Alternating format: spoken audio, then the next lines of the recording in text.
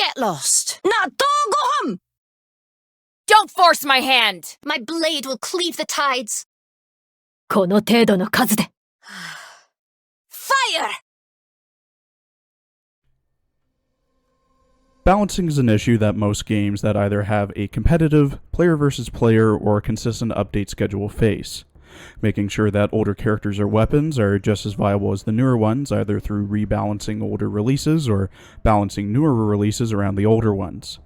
But in cases where this isn't done, the newer releases progressively get stronger and stronger until the older releases can't be used for newer content whatsoever due to being severely outclassed. This is called power creep, where the power of newer releases slowly creeps up. Countless games have fallen victim to power creep, with gachas such as Grand Blue Fantasy, Fire Emblem Heroes, Fantasy Grand Order, and the Pokemon TCG having power creep within them. Or so the communities say. Power creep, more often than not, is something that is determined and propagated by the community. Having the developers acknowledge and then fix it is usually the end goal of labeling what is and isn't power creep. However, there are times where the community is wrong and fails to recognize what is a niche or what is a speciality, and sometimes what even is power creep. I will admit there are definitely times where the power creep is noticeable or even strikingly obvious, such as the Pokemon card game, with cards from the original release and even early 2000s and early 2010s being impractical to use in modern games and or tournaments because how outclassed they are. This video aims to look at what is and isn't power creep within Arknights, by comparing newer and older operators, what their niche's strengths and weaknesses are, and to see if there is power creep in Arknights or not. Direct comparisons will be made between operators of the same rarity, class, and branch, as it would be unfair to compare a 3-star to a 5-star and a mecha cordcaster to a marksman sniper. Also, some of the compared ops might not have power creep claimed, and some do. I just like comparing ops of a similar branch and class to show their niches. And, for the more obvious ones, I'll just be highlighting the differences instead of going into detail. Also, friendly reminder, these are my opinions on the matter, and are not the final say on what is and isn't power creep. Not to mention, I believe people don't recognize when something is different or fills a specific niche, not more powerful than an earlier counterpart. For the examples, we'll go down the list of the different classes and class branches, starting with Vanguards and what I've commonly seen as a piece of evidence for power creep: Siege and Saga.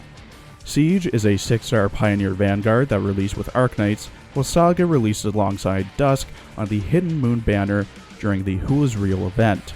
There is a 1-year, 6-month, and 14-day gap between the two releases. Comparing their stats at E2 level 90 against each other, this includes the additional stats they gain from Max Pot, Trust, Modules, and Talents where applicable, it can be found that Siege has 2,251 HP versus Saga's 2,230, with Siege having 21 more HP.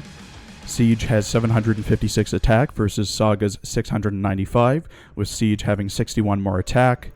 Siege has 514 defense versus Saga's 392, with Siege having 122 more defense. Both have 0 resistance, redeploy in 66 seconds, cost 12 DP, block 2 enemies, and have an attack interval of 1.05 seconds. Overall, Siege has slightly higher or higher stats than Saga, and keep in mind my math may be a little off, but based on the numbers, Siege should be able to survive a bit longer than Saga, as well as having a slightly faster time to kill. But stats aren't everything when it comes to an op, as talent, skills, and modules also play a large part. Siege has 2 talents: King of Beasts, which gives all Vanguard ops, and herself when her module is at level 3, plus 10 or plus 12% attack and defense, while her second talent, Crushing, gives Siege plus 1 SP for every enemy killed in the 4 tiles above, below, and beside her. Saga, on the other hand, has Preaching, where when she does damage that will kill an enemy, she instead leaves them with 1 HP and inflicts Critically Wounded, gaining plus 2 SP when they die. Critically wounded enemies have significantly reduced move speed, on par with the slow inflicted from D-Cell Binder supporters, are unable to be blocked, and dies after 10 seconds. Clear Mind, when Saga's HP goes below 40%, grants her 70% physical dodge, and restores 6 or 7% HP regen for 17 or 20 seconds. However, this can only activate once per deployment. Looking at their talents, they clearly serve different use cases. Siege is geared much more towards assisting other deployed vanguards by giving them a buff to their stats, while Saga more so focuses on her own survival, as she can essentially heal herself but only once per deployment. Both have ways of gaining SP quicker, with both having caveats. Siege needing an enemy to die near her, and Saga relying on a teammate to kill the critically wounded enemy. As a personal note, you would not believe the amount of enemies I leaked because I had Saga near a blue box without any allies. Their modules also show their different use cases, as Siege's Candy Box gives her plus 8% attack and defense when blocking an enemy, upgrades King of Beasts and gives her plus 75 attack and plus 50 defense, again making her more of a supporter when it comes to other deployed vanguards. Saga's Walking the Wet Clouds makes it so that she's deployed earlier, as she gets minus 4 DP to her first deployment, as well as having Clear Mind buffed, and plus 125 max HP, plus 55 attack, and plus 20 defense, again catering to herself. Now we get to the real meat and potatoes of the differences between the two, the skills, which will be compared at M3 for these two and upcoming ops. Both have Charge Gamma, which instantly grants 12 DP, starts with 20 SP, and procs at 35, so nothing new there. Siege's second skill, Aerial Hammer, deals 340% physical attack, about 2,570, to all enemies in the tiles above, below, and beside her, gaining 3 DP, and can store 3 charges, so about 9 DP. It starts with 10 SP and requires 10 SP to proc. Saga's S2, on the other hand, Cleansing Evil, instantly generates 4 DP, deals 400% physical attack, about 2,780, and the 2 tiles above, below, and beside her, to a max of 6 enemies in her range, then kills enemies who are critically wounded 0.7 seconds afterwards, storing 3 charges. It starts with 10 SP and requires 13 SP to proc. Finally, we have the S3s. Siege's Skullbreaker increases her attack interval by 1 second, raising it to 2.05 seconds, increases her attack to 380%, or about 2,873, and has a 40% chance to stun the target for 1.5 seconds. This skill lasts for 25 seconds, starts with 25 SP, and requires 30 SP to proc. Saga's Fierce Glare, on the other hand, gradually gains 20 DP over the skill duration of 20 seconds, similar to a Flagbearer Vanguard. Increases her attack interval by 0.05 seconds to 1.55 seconds, gives her plus 1 range, plus 130% attack, or about 903, attacks all blocked enemies, so 2, and attacks a second time to the enemies with less than 50% HP. Now, looking at the skills, I can see where the power creep accusations come from. Ignoring S1 since they're exactly the same, Saga's S2 has a large range, deals more damage, kills all critically wounded enemies in range, and generates more DP. However, Siege's S2 has a slightly lower proc amount and doesn't have an enemy limit. But Saga does clearly have an advantage over Siege in most aspects for her S2. S3 for Siege changes her into an attacker, as it generates no DP, the main use of a Vanguard, while Saga generates DP, gets plus 1 tile, attacks 2 enemies, and attacks twice with low HP enemies, while Siege does more damage, can stun, and lasts 5 seconds longer. I'd argue that both fill specific niches, and that at the end of the day, they fulfill the same basic purpose. Siege's main purpose in the game is to aid allied vanguards with her buffs, deal AoE damage, and to stun, while Saga is for quick early deployments with no other vanguards deployed. Siege can take the heat off of other ops by hitting multiple enemies at once, as well as stunning them, while Saga can be self-sufficient through healing herself, killing the critically wounded enemies, and therefore not needing another op to finish them for stages that need a quick setup. Also, briefly touching on Flametail, I would argue that she is like a combination of the previous two, with a focus on survivability for her and her team. Her skills revolve around being able to dodge enemies' attacks, with S1 dodging the next physical attack as well as giving DP, S2 doing something similar to Saga's S2 but grants more DP, stuns, gives allies in the range 50% physical dodge for 10 seconds, but doesn't store charges, and her S3 gives her 80% all-around dodge, makes her attack quicker and harder, gives +1 block, but lasts for 8 seconds instead of 20 or 25 like Siege or Saga. Overall, each 6-star Pioneer Vanguard serves a different purpose overall, and realistically, most people will either use the first or maybe second skill before retreating their Vanguard to deploy a Defender or Guard to block or deal damage, as Vanguard's main purpose is to be a cheap unit that generates DP. Moving on to guards, we have Blaze and Gavial the Invincible, or Gavialter. Both are 6-star AoE or Centurion guards, with Gavial being a limited 6-star and having 2 years, 6 months, and 14 days between the release of the two. Blaze released with Arknights, while Gavial debuted in the Great Axe and Pen Nib banner earlier this year. Trimming the fat down from the previous section, since I'm going to be covering so many operators, Blaze has an overall disadvantage when it comes to purely stats against Gavial. Gavial, especially when you consider her with buffs she gets from her Battle Axe talent, further so when she's blocking 3 enemies, has almost over or triple-digit advantage over Blaze. But Blaze does have more survivability with Emergency Defib, which can heal 50% of her HP once, as well as getting SAS resistance after 12 seconds. Gavial also gets more healing with her second talent. Skills are where the differences in niches begin to show themselves. Gavial is meant for defense and or survivability, while Blaze is for damage.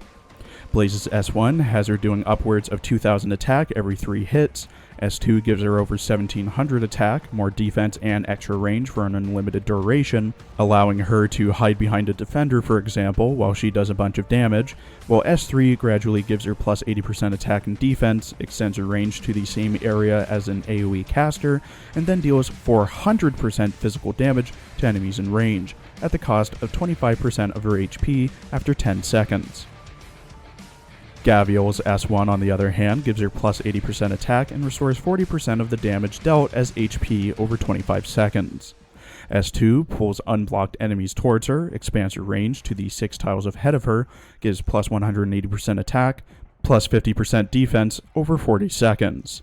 And S3 gives plus 140% attack, plus 100 attack speed, plus 2 block, and reduces damage taken by 50% for 25 seconds, with the remaining damage being dealt over the 20 seconds after the skill ends. Blaze is able to do huge swaths of damage as well as assist defenders in killing enemies before leaking them, while Gavial can solo lanes, bring enemies towards her, and away from the blue box or weaker allies. And she can tank hits at the cost of taking the damage later. Again, as you'll see in this video, different use cases for different operators. Applying both in a situation that is advantageous to one, but not the other, is unfair. Mountain and Chongyue are 6-star brawler guards, with Mountain being released, and this is comparing the Chinese release dates as Chongyue isn't out in global yet, in Jail Tiger Unchained banner, and Chongyue in the Solitude Universal banner. There is 2 years, 1 month of difference between the two. We can, again, see the commonplace offensive and defensive oriented operators between the two. Mountain has a slightly higher defense and health pool when compared to Chongyue, while Chongyue has higher attack. Mountain's talents, Forceful Fist and Sturdy Constitution, reduces the target's attacks by 15%, resists his own attacks by 165% at a 20% chance, and it gives him plus 10% defense and plus 50% physical dodge respectively, increasing his survivability. Chongyue's Xingyi, Stopping War, is similar to Forceful Fist, in that it has a 25% chance to increase damage dealt by 70% for 2.5 seconds. And All Be Honorable gives 3 SP when defeating an enemy with skills, allowing him to do more damage quickly. Both operators have an offensive recovery S1, with Mountain dealing 230% damage to 2 enemies every 4 attacks, while Chongyue deals 400% but stores it in 3 charges and expends all charges when at max. Mountain's S2 further increases his survivability as he can regen health and has more attack, at the cost of a smaller range and less defense. Chongyue's S2 essentially nukes 4 enemies in the 8 tiles around him for over 1100% physical damage, and making them levitate, as well as storing 2 charges. And finally, Mountain's S3 slows his attacks, but hits twice at plus 100% damage, ups the first talent's proc chance to 70%, and pushes up to 4 targets away. Chongyue's deals 380% physical damage to the target and nearby enemies, and after 5 times, increases range to 2 tiles above, below, and beside him. Normal attacks hit twice, and the skill is auto-activated. Again, as it bears repeating, Mountain is able to hold his own against onslaughts of enemies, either not needing healer, protecting DP generating vanguards, or getting enemies away from the blue box. Chongyue can slaughter them all, hitting hard and fast, but will eventually run out of HP and need to retreat. Defensive Mountain, offensive Chongyue. Further speeding things up, we have the 6-star Swordmaster guards Chen and Irene, with Irene releasing about 2 years after Chen in the Abyss Corrosion banner, while Chen first appeared in the Qiubai, the Hidden Dragon banner. Stats-wise, Irene has a clear advantage over Chen when it comes to HP and attack, while Chen has higher defense. Their talents further reinforce this fact, as Chen restores 1 SP every 4 seconds to allies with attack or defensive recovery, as well as having buffs to her own attack, defense, and physical dodge buff. Irene has a chance to ignore 30% defense or 100% chance against aerial enemies, and a buff to her attack speed, once again, defensive versus offensive. Their skills are where things get interesting, not because they show their differences, but because of the similarities.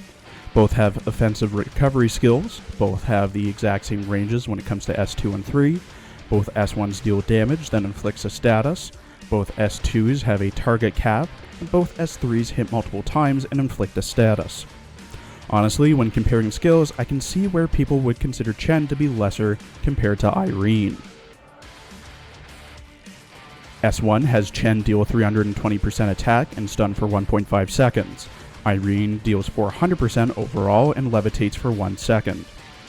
S2 has Chen do 500% arts and physical attack to 7 enemies in front of her, while Irene deals 400% damage to 6 enemies, levitating enemies for 4 seconds, and she can store 2 charges. S3 has Chen hit a single close enemy 10 times, doing 320% damage and stuns them for 4 seconds. Irene instead deals 300% attack, levitates all enemies in range for 4 seconds, hits them 12 times, doing 250% damage per its hit. I can honestly see why people would use Irene over Chen. Really, the only thing Chen has is the doing arts damage with her S2 and doing 10% more damage with her module. Irene can hit more enemies, partially ignores defense, hits more enemies with her S3, and stores charges with S2. This is one of the few situations in Arknights where I can see a clear and obvious case of power creep. As much as she's involved in the story, Chen is practically rendered obsolete by Irene, but she does also have Texalter. Next is 6-star Dreadnought Guard Skadi from Behold the Sword of Tide banner and Neural the Radiant Knight from the Path of the Radiant banner. There is 2 years, 2 months, and 26 days between the two. Comparing their stats against each other, Neural has an overall advantage when it comes to attack and HP, while Skadi has a slightly higher defense as well as faster redeploy time due to her swift action talent, making it 56 seconds instead of the usual 70, 66, or 60 second redeploy. Both have talents that either rely on or buff ops of the same faction, Abyssal Hunters and Casimirian respectively, with Skadi buffing the attack of the Hunters, while Neural relies on having a Casimirian op deployed before her to deal 1 extra hit of true damage. Neural also ignores 23% of defense. Modules are interesting for the two, as Skadi has 2 while Neural has 1. Skadi's no ending to the stream further pushes her towards being a hot drop operator with level 3 buffing swift action to minus 30 seconds and gives plus 15% attack to block enemies, giving her a 34 second redeploy, while Moist Sword Bag improves her abyssal buff and gives her a second life once per deployment. Neural gets the same plus 15% attack to blocked enemies and now ignores 28 or 31% of defense. The skills are where things become more apparent that Neural the Radiant Knight is better than Skadi in most situations. Skadi's S1 gives her plus 45% attack and plus 45 attack speed for 35 seconds. Neural's S1 expands her range by 1 tile, gives plus 70% attack, plus 50 attack speed, and has infinite duration. Skadi's S2 gives her plus 170% attack for 30 seconds after deployment, mainly used for hot drops. Neural's S2 is also used for hot drops, but she doesn't consume a deployment slot, gives plus 160% attack and 4 shields to herself, though she does auto-retreat after 27 seconds and requires a Casimir's Up to be deployed before her unless you want to wait 25% longer for a redeploy. And finally, for S3s, Skadi gets plus 130% attack, defense, and max HP for 50 seconds, while Neural summons a thing to block enemies, which stuns and deals true damage when deployed, then expands her range, buffs her attack by 140%, and defense by 100 for 25 seconds, all while doing true damage. And true damage is a rare and valuable commodity. If I were to argue a case to use Skadi over Neural the Radiant Knight, it would be that you'd probably use Skadi in situations where you want a skill to last a long time, need to deploy a hot drop guard multiple times, and doesn't auto-retreat or require you to bring along Gravel to give Neural that extra little buff. But if Neural outclasses her in damage, things would be over quicker. Skadi does have a niche use case as a hot drop physical damage guard that you can spam more often than Neural, but Neural is better due to her S1 lasting practically forever and S3 doing true damage. Wrapping up the guard section, we have another 3 ops, 6-star Lord/range guards Silverash, Thorns, and Qiubai. Silverash was released with the game, while Thorns was released in the Unbound Reflux banner 1 year and 4 days after, with Qiubai still unreleased on Global, but released 3 years and 29 days after Silverash. Stats-wise, Thorns has the most health and defense, while Silverash has the most attack. Qiubai's talents give her a 20% chance to bind, and then deals additional damage to bound or slowed enemies. Silverash buffs his own attack, gives minus 12% redeployment time to allies, and can see invisible enemies in range. Thorns poisons enemies, dealing 420 arch damage over 3 seconds, double against ranged enemies, and heals 4% max HP if he hasn't attacked in 2 seconds. All 3 have an S1 that boosts their attack, with Silverash doing 209% more damage every 3 hits, Thorns doing plus 100% damage for 30 seconds, and Qiubai dealing 300% arch damage to her target and nearby enemies, as well as binding her target for 3 seconds. S2 has Silverash and Thorns become more defensive, while Qiubai gets more range. Silverash reduces his range for plus 100% defense and restoring 6% max HP per second. Thorns stops attacking and only launches an attack when he is attacked, getting plus 60% attack and plus 110% defense, with about 2 more tiles of range. Qiubai gives up her side tiles for more reach, deals 300% arch damage to ground enemies, slowing them and attacking them for plus 140% physical, then another 300% arch damage. Finally, for S3, we have the character-defining skills for Silverash and Thorns. Silverash range expands and gets plus 200% attack and attacks 6 enemies at a time for 30 seconds in exchange for minus 70% defense. Thorns' range expands, range attacks deal normal damage instead of 80%, and he gets plus 60% attack and plus 25% attack speed for an unlimited amount of time after the second proc. Qiubai does what she's been doing and has her attacks deal art damage, expands her range, gets plus 55% attack, attacks 2 more targets, buffs her first talent, and can get up to plus 104 attack speed for 30 seconds. If you want someone to mow down up to 6 targets at a time, as well as someone who can hold a lane on his own, you choose Silverash. You want a range guard to do damage at range and poison, you choose Thorns. You want a range guard that can also do arch damage and combined, you choose Qiubai. All different use cases. I'm not even going to go super into detail for these two since they're so different. 6-star Guardian Defenders Saria and Blemishine. Saria's main focus is healing her allies and herself, as can be seen with her skills, with her S3 helping to debuff enemies as well, and her second talent restoring SP. Blemishine's healing comes after her attacks. Her skills buff her attacks and heal allies based on her attack, with her S3 also doing arts damage. If you want a Guardian defender, you take Saria. If you want a defender who has good attack but also heals, you take Blemishine. Again, these two aren't ones that I see commonly compared or compared at all, so I'll be quick. 6-star Protector defenders Hoshiguma and Nian. You'll use Hoshiguma when you want damage done and or only rely on a single defender. S1 for damage/defense buffs, S2 to reflect range damage, S3 to make her become an AoE guard. S2 is especially great for those archers that cause corrosion during the Blemishine event. You bring Nian when you want arch damage who can block 3 enemies, silence them, give status resistance, and increase the block/defense of nearby allies. More simply, Hoshi relies on her own strength, Nian buffs others and debuffs enemies.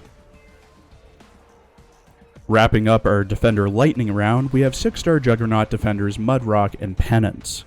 And we're back to the good old offensive versus defensive skill set for these two. Mudrock's S1 increases her defense, S2 heals her and stuns enemies in the 8 tiles around her, while S3 stops her from taking damage, reduces enemies' move speed, and stuns enemies, as well as buffing her defense and attack. Penance, on the other hand, has an S1 that deals arch damage and stuns if charged, S2 stops attacking, buffs herself, and deals arch damage to enemies around her, and S3 increases her chances to be attacked, as well as giving her a barrier and an attack buff. Both can hold their own, but Mudrock is more likely to last under fire compared to Penance, as can be seen with the Londinium artillery in the recent contingency contract.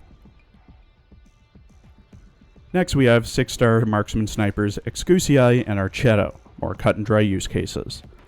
Exusiai's skills and first talent show that she's made for DPS against one target. All 3 of her skills mention firing 3 to 5 times along with an attack increase, with her first talent giving her an increased attack speed. Archetto, on the other hand, is about attacking multiple targets at once with her skills. S1 increases attack and can hit 3 enemies, S2 increases attack and hits 5 times, and can ricochet between nearby enemies, and S3 increases attack, range, hits 3 times in a row, and targets 2 enemies at once. It also makes sense why Archetto is multiple targets while Exusiai is DPS, as the former can shoot multiple arrows and the latter is faster than a bow. Ashe isn't considered due to her being a collab 6-star, but she's basically Exusiai with a stun.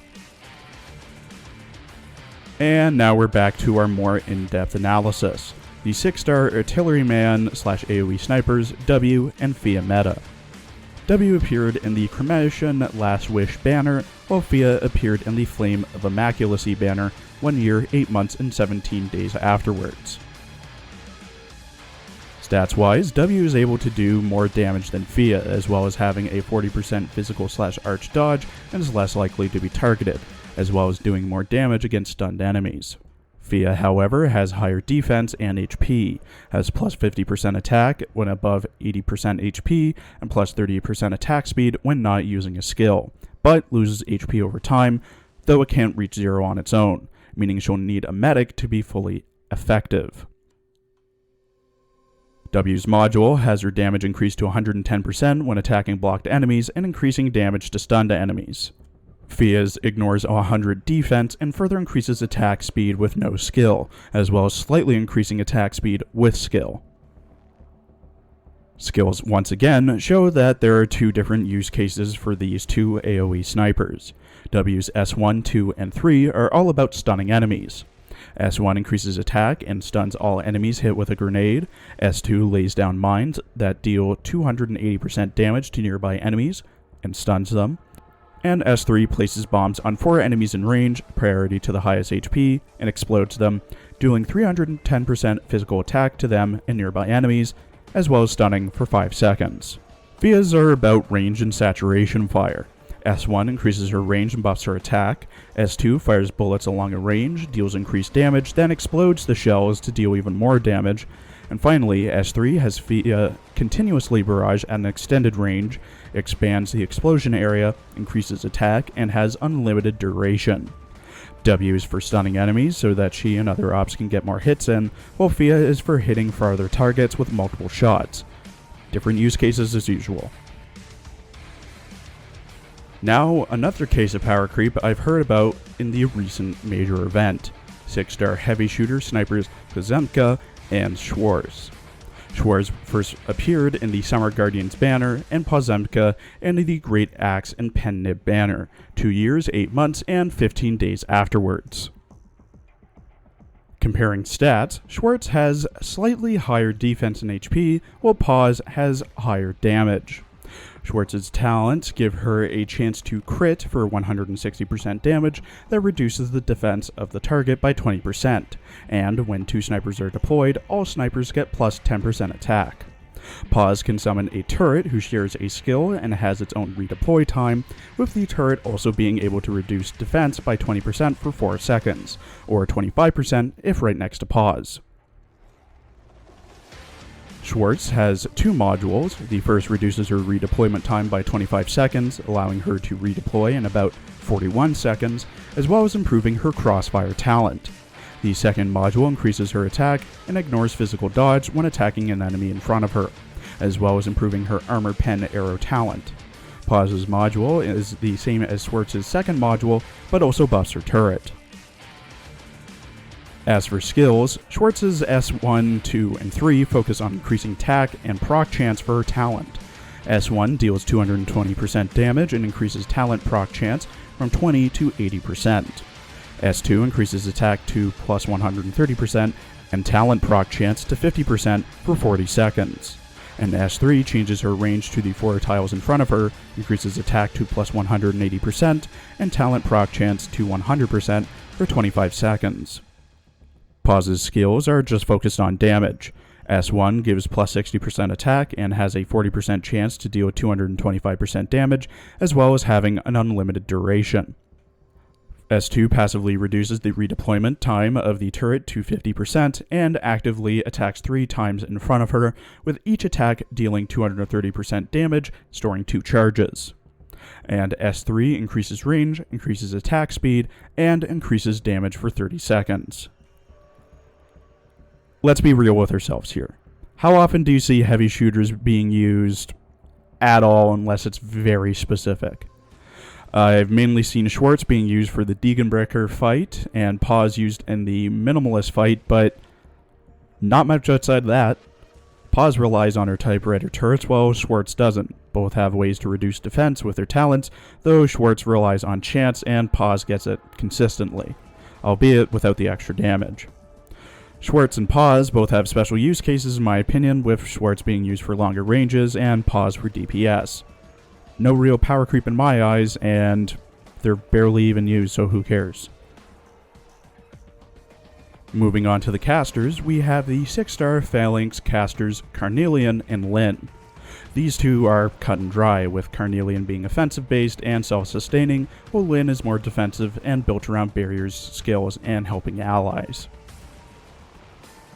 Carnelian's S1 increases attack and defense, with its charge effect keeping her first talent, which restores health, lasting 20 seconds. S2 increases attack speed, slows enemies, while its charged effect raises attack and binds enemies instead of slowing, lasting 25 seconds. S3 expands Carnelian's attack range and increases attack, with its charge effect increasing the damage taken by the target, lasting 21 seconds. Ling's S1 has her switch between her standard mode and a mode where she has a slower attack speed, but higher attack and can slow enemies. S2 increases her attack speed, lowers chances to be attacked, and applies her first talent to allies within range for 25 seconds. S3 increases her attack, increases the range of her second talent, as well as making it stronger, and being able to break her own barrier to do a bit more damage.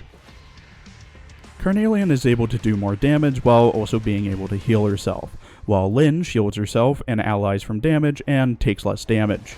Though, much like the heavy shooters, I don't see Phalanx casters used all that often. More simple comparisons, 6-star Cord casters Eyjafjalla and Ceobe. Ceobe is geared towards hitting one enemy either to inflict them with a status or hit them very fast, while Eya is for burst and splash damage.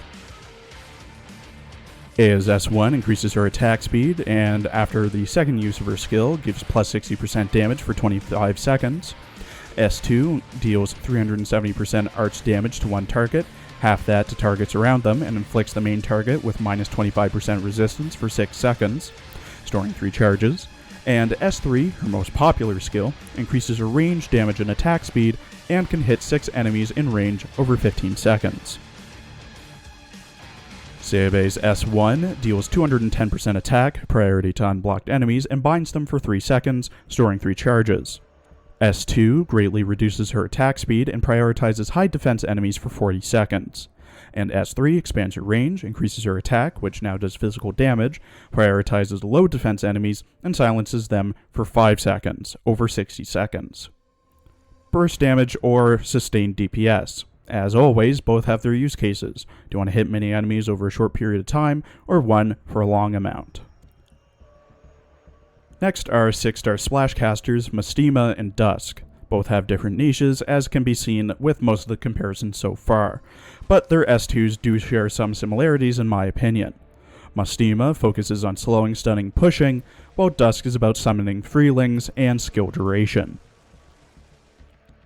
Mostima's S1 has increased attack, S2 stuns enemies in her range and deals increased attack every second for 7 seconds, and S3 increases range and attack, pushes enemies in the range back, and increases her second talent, which slows enemies in her range. Dusk's S1 increases damage and has a larger splash, S2 is similar to Mostima's but lasts longer and doesn't stun, as well as expanding range and attack speed. S3 increases range, like Mostima, but summons freelings more frequently, increases attack, and slows down attack speed. Mostima is for slowing or stunning enemies in range, similar to a supporter, while Dusk is for summoning, also like a supporter now that I think about it. Both are kind of like supporters, but they deal more damage and have more ranges. I don't even know why I'm comparing these two, because really, one is barely a medic. The 6-star medics, I still don't get why they named the branch of the medic, but whatever. Shining and Kal'tsit. I'm gonna be real. Kal is barely a medic. Her main purpose is to summon monster and have it do a ton of damage, doubly so because she prioritizes healing herself and monster. Shining is an actual medic. Not only does she buff allies in her range with her first talent, but her S2 gives shields, and S3 also increases the defense boost. Again, Kal is to summon monster and do Mondo damage, Mondo true damage with S3, and Shining is if you actually want to heal people. Another quick and easy comparison, but this time with 6-star D-Cell Binder supporters, Angelina and Suzuran. Angelina, for the most part, doesn't attack unless her skill is active, as well as having burst damage that makes enemies lighter for her S3, and can slowly heal allies when not attacking. Suzuran, on the other hand, inflicts enemies with fragile when slowed, can hit up to 3 enemies at once for an unlimited duration with her S2, and can heal allies and slow enemies with an expanded range with her S3. Angelina for burst damage and slow, as well as making enemies easier to push or pull, while Suzuran makes enemies weaker, hits 3 at a time, or is a replacement medic. More supporters, more different use cases. 6-star summoner supporters Magallan and Ling. Magallan specializes in summoning drones that are more for supporting and doing range damage, while Ling is mainly doing melee damage. Magallan's S1 freezes or binds enemies depending if it's passive or active. S2 does single target or AoE damage, albeit in a melee config, again, passive or active, and S3 does AoE range damage. All 3 skills retreat the drones after the skill ends. Ling primarily summons on melee tiles who also do arts damage, with her S3 being the most powerful of all, as she can combine summons into a larger one. Magallan for support and range damage, Ling for big arts melee damage. And finally, we have the 6-star Executor Specialist Phantom and Texalter. Honestly, I believe these two have different use cases, but I don't know what they'd be. Phantom has survivability with S1, damage with S2, and push/status effects with S3, as well as basically being too fast to redeploys in one with his clone. Texalter, conversely, has an S1 that deals a ton of physical and arts damage as well as silence, S2 deals damage around where she's deployed, and S3 deals damage around her and then targets 2 enemies to stun and deal arts damage. I guess Phantom is for one enemy and dodging attacks, while Texalter is for hit and run tactics against multiple enemies? So, is there power creep in Arknights? Yes, but it's not as common as people think it is. People often ignore the different scenarios that an op can be used in. Instead, they pit one against the other in situations that are disadvantageous to one of the ops being compared. So, be more aware of the different skills and talent and modules that ops have instead of screaming power creep, power creep, power creep every time an op is released in a similar branch of a class.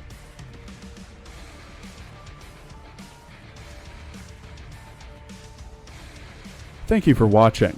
Please follow my Twitter for updates and check out my streams as well. I usually stream for an hour a night. Also check out my other Arknights and Azure Lane videos as well. Next week we'll be back to the usual character/story summaries.